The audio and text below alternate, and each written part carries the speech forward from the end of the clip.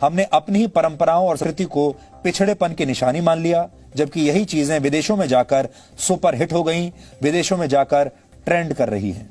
प्राचीन काल से भारत में योग जीवन का बहुत महत्वपूर्ण हिस्सा है, लेकिन भारतीयों ने इसे तब अपनाया जब योग योगा हो गया। अमेरिका में प्राणायाम की ट्रेनिंग के लिए लोग 1,82,000 रुपए तक दे रहे हैं और वहां पर योगा का बाजार लगभग 1,15,000 करोड़ रुपए तक पहुंच गया है। इसी तरह से भारत का हल्दी वाला दूध पश्चिमी देशों में पहुंचकर अब टर्मरिक लाटे बन गया है। इटालियन भाषा में लाटे का मतलब होता है दूध, यानी इसका मतलब भी वही है, हल्दी वाला दूध। तो हल्दी वाला दूध जब आपको यहां भारत में बताया जाएगा तो आप उसकी कद्र नहीं समझेंगे, लेकिन जब यह कहा जाएगा कि आप टर्मरिक लाटे पी लीजिए तो आप मुंह मांगा पैसा देकर उसे खरीदेंगे। और यह नाम भारत और पश्चिमी देशों के लोगों को बहुत फैशनेबल लगता है, लेकिन असली नाम यानी हल्दी वाला दूध किसी को पसंद नहीं आता। लेकिन जैसे ही यह फैशनेबल होकर टर्मरिक लाटे बनता है तो लोग इसकी मुंह मांगी कीमत देते हैं।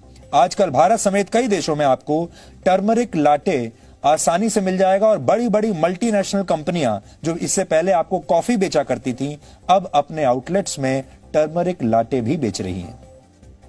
यह अमेरिका और ब्रिटेन में एक लोकप्रिय ड्रिंक बन चुका है और वर्ष 2025 तक पूरी दुनिया में हल्दी का बाजार 14,500 करोड़ रुपए से ज्यादा का होने की उम्मीद है।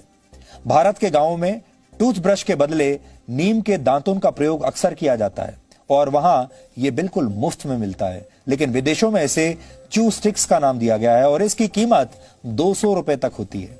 आपने अपने बुजुर्गों को अक्सर गांव में चारपाई का इस्तेमाल करते हुए जरूर देखा होगा। हमारे गांव में आज भी आपको चारपाइयां मिल जाएंगी। भारत में एक चारपाई की कीमत औसतन लगभग 500 रुपए के आसपास होती है, लेकिन ऑस्ट्रेलिया में ऐसी चारपाई 50,000 रुपए में बिक रही है और वहां इसे ट्रेडिशनल इंडियन डे बेड के नाम से बेचा जा रहा है।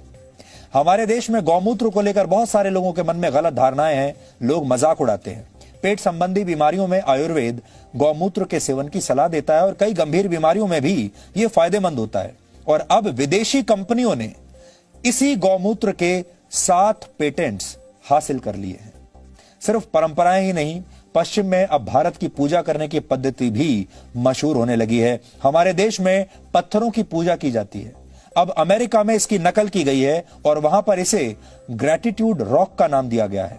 वहां के लोग इस पत्थर को प्रकृति से जुड़ने का एक माध्यम मान रहे हैं।